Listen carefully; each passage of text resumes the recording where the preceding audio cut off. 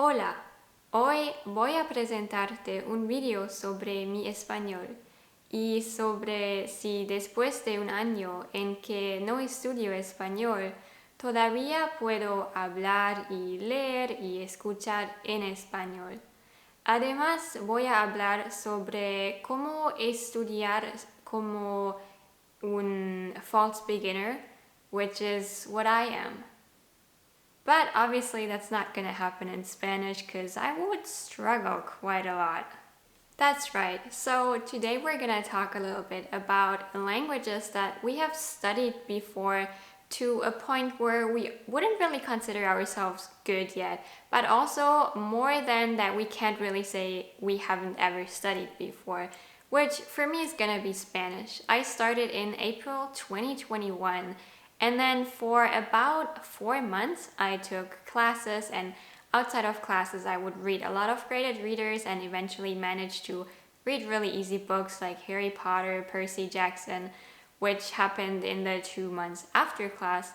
But then from, I would say, October 2021, since then, I haven't studied or touched Spanish at all. So that means I studied a total of about 6 months before I stopped, and it has been a whole year since I last really made an effort to study Spanish and get better at it. The problem now is that obviously I have already studied Spanish before, so I kind of know the basics. It's just that I can't access them right now. And a lot of people might relate to this feeling of going back to beginner material is just too boring. It's too easy because it comes back immediately. But you can't exactly start again where you left off last time because you kind of forgot a few things still. And that is what we call the false beginner stage. You obviously are still a beginner because you can't exactly do anything, but at the same time, you're not really a beginner because the moment you look at any grammar structure or words, you will recognize them from when you studied them before. So, what do you do in this situation? Well, I'm gonna share some things that I think are gonna help to overcome this really annoying phase. First, depending on how long your study break was and how well you knew the language before your study break, you might have forgotten quite a lot, or maybe not as much as you might think.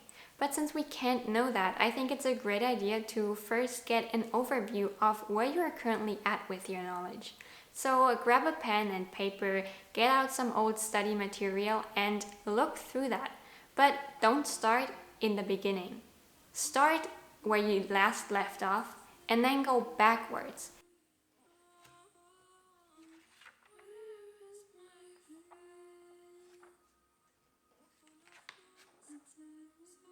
So, for example, for the textbooks that I used to use, I'll just go back to the last chapter that I studied last time I used them. And then from there, I just see if I can remember most of the grammar points and the general topic. Unfortunately, but not very surprisingly, I don't remember most of the grammar or the vocabulary, so I go back one chapter and check again, and again. And I repeat this until I get to a chapter where I find that most things that I'm seeing are still somewhere in my memory, even if I can't exactly recall them right now. Once I found that chapter, I know this is where I can start studying from again. This exact same process works for movies and shows and YouTube and reading as well. I used to watch this lifestyle slash book review YouTuber, and I'm noticing that it's a little too hard. Like, I can't exactly follow what she's saying anymore. So I think that is a pretty good indicator for the fact that I probably don't understand spoken Spanish anymore as well, and that I should probably move back to something slightly easier.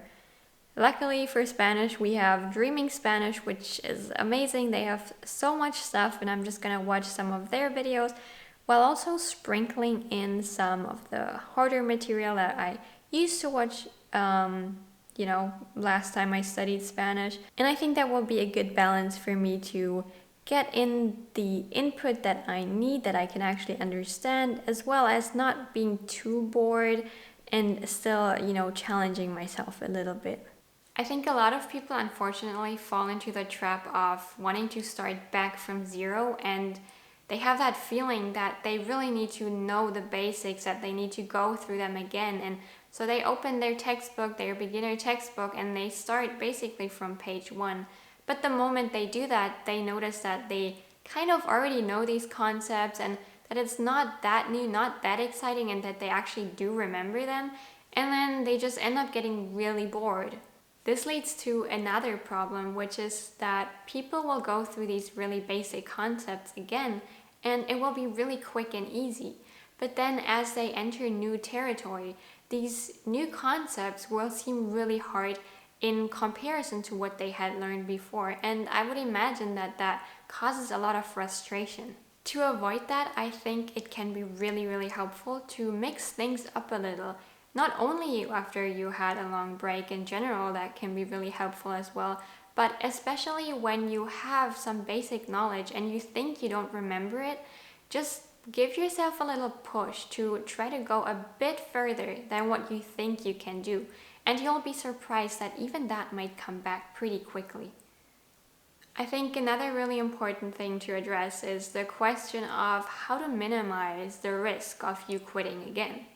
Because obviously, once upon a time, you started to study a language and then you quit the language, and there must have been a reason for that. I think it is really important here to be honest with yourself. Nobody but you can know the reason, but being honest with yourself is really important to answer that question. Because once we know the root cause of you quitting the language or taking such a long break, we can then go back and see what we can do against that.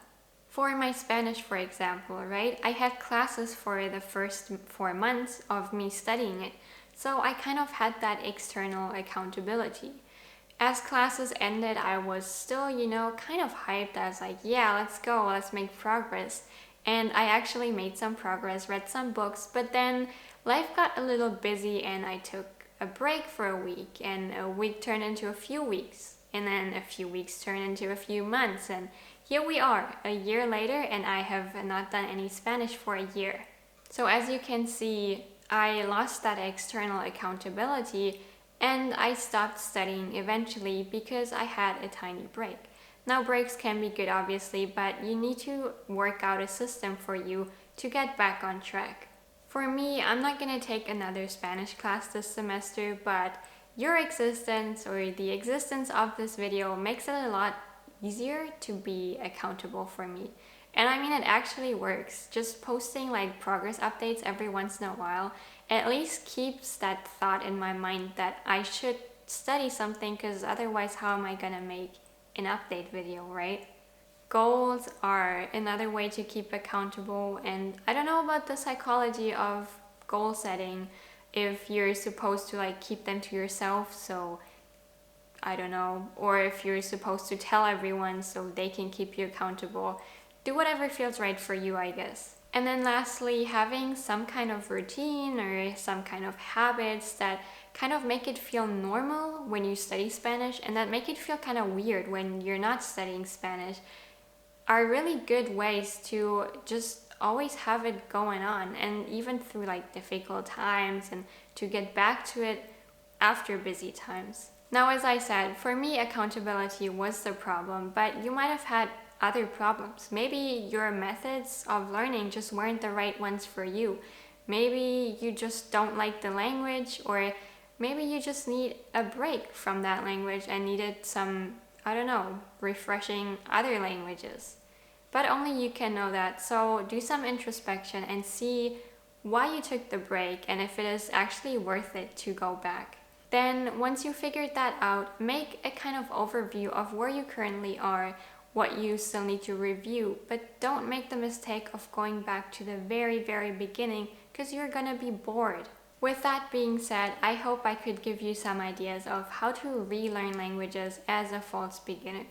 Don't fall into the false beginner trap, trust in your dormant language knowledge, and I'll see you in the next video.